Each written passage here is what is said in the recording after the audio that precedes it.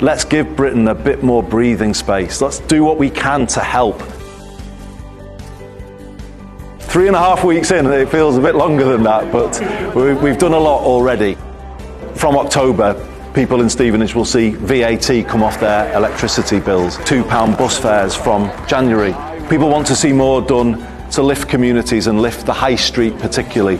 So we've already said we will take 20% off business rates for pubs, and we'll go further on business rates for the smallest businesses on the high street doing good things to support our place. We said yesterday we're going to give councils more power to close vape shops, adult gaming centres. We need to get Britain believing again. We need to get Britain hoping again. That's what the government I'm leading is all about. Thank you for having me in Stevenage, everybody, and I look forward to coming back soon.